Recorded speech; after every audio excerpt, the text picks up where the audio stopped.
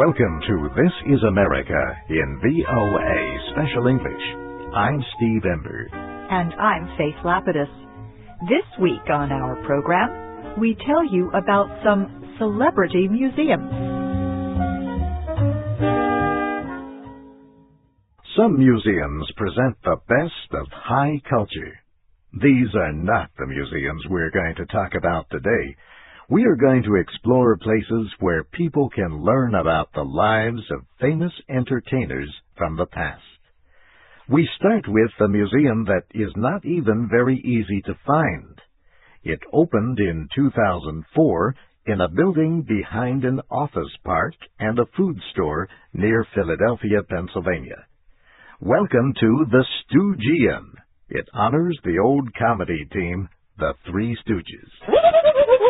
Over the years, there were more than Three Stooges, but the best remembered team was Larry, Moe, and Curly. The Three Stooges were popular in movies during the 1930s and 40s. They were on television in the 50s and 60s. They were known especially for their physical comedy, things like hitting each other over the head while caught in some bad situation. Fans can relive the group's history at the Stoogeum. About 50,000 photographs and articles written about the Three Stooges are on display. The museum also has about 20,000 other objects in its collection. The Stoogeum is a public display of the personal collection of Gary Lassen. He began collecting items about the Three Stooges more than 25 years ago. That was after he met his future wife, Robin.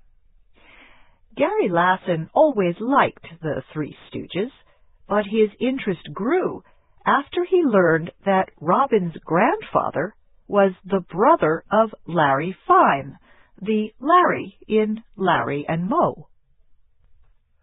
The Three Stooges got their start in the stage entertainment of the 1920s, known as vaudeville. The museum collection follows them from there through TV appearances in the 1970s. The collection includes games, comic strips, comic book covers, theater posters, costumes, show scripts, and an art gallery.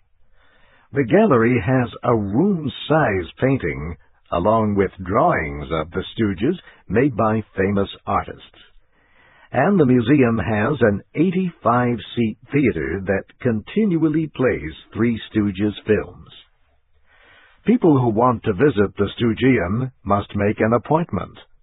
Gary Lassen has a full-time job at a mail-order company, but there is no charge to see the collection. He just wants to share it with others. A museum in Branson, Missouri, honors Roy Rogers and his wife, Dale Evans. They entertained people for more than half a century. Roy Rogers was called the King of the Cowboys. He sang and acted in cowboy movies beginning in the 1930s. He and Dale later had their own television show.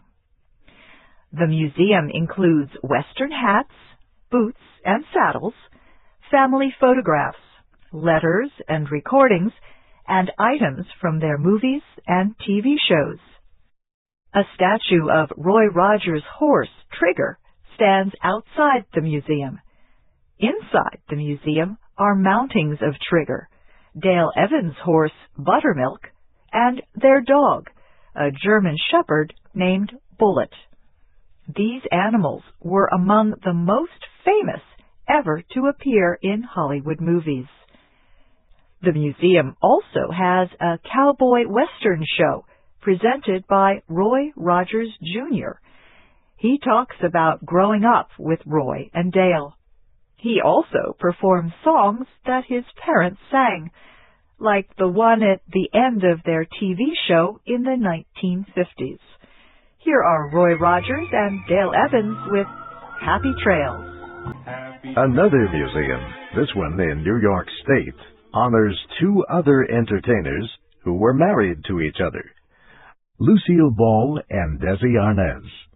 The Lucille Ball Desi Arnaz Center is in Jamestown, New York, where she was born. Lucy and Desi are best known for their weekly television series, I Love Lucy, in the 1950s. It was a situation comedy. Plots often went like this. Lucy would get into some kind of trouble, often as a result of some attempt to break into show business. Her nightclub entertainer husband, the Cuban-born Ricky, played by Desi, would get mad at her. Fred and Ethel, their friends who owned the building where they all lived, would get involved. And somehow there was always a funny ending. The show has remained popular in repeats all these years. The museum says I Love Lucy has never been off the air in the United States since it was first broadcast in 1951. The show has appeared in 22 languages in more than 70 countries around the world. Here is Desi Arnaz singing the words to the familiar theme song. The Lucy Desi Museum opened in 1996. It tells about the lives of the famous Hollywood couple. Included are stories told by some of Lucy's childhood friends in Jamestown. Also part of the center is the Desilu Playhouse. Desilu was the name of their production company. The Playhouse has clothing from the show, as well as some of the sets used in the filming. These include the couple's New York apartment and the California hotel rooms where Lucy had some of her adventures. Groups visiting the museum can hold parties on the set of the Tropicana nightclub where Ricky worked in the show.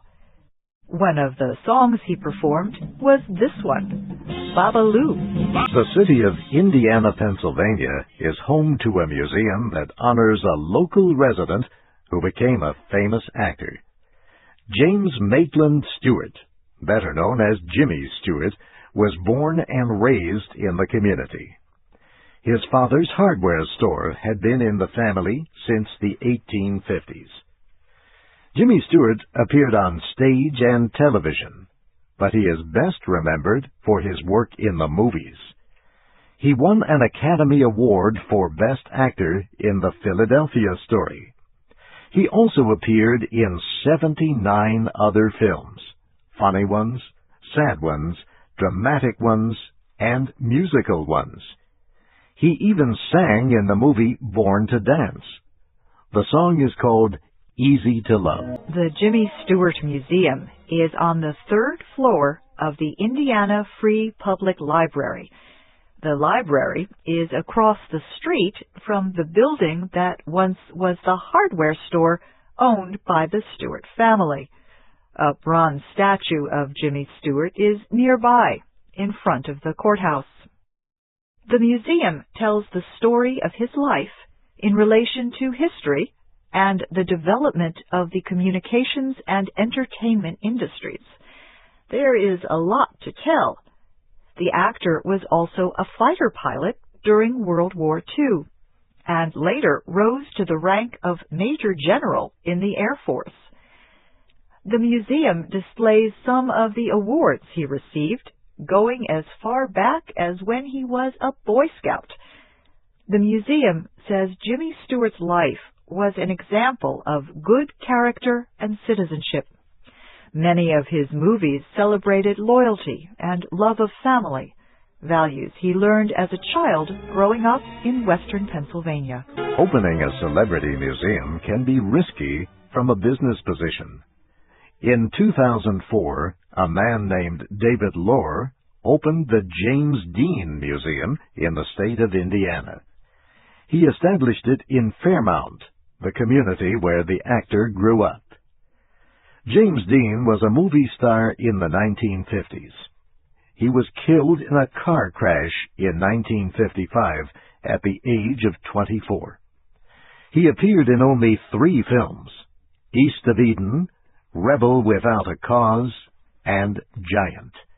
yet his fame has lived on all these years. But not enough people came to see the museum, so David Lohr first moved it out of Fairmount, then finally closed it in 2006. Still, the Fairmount Historical Museum has a James Dean collection, including his motorcycle.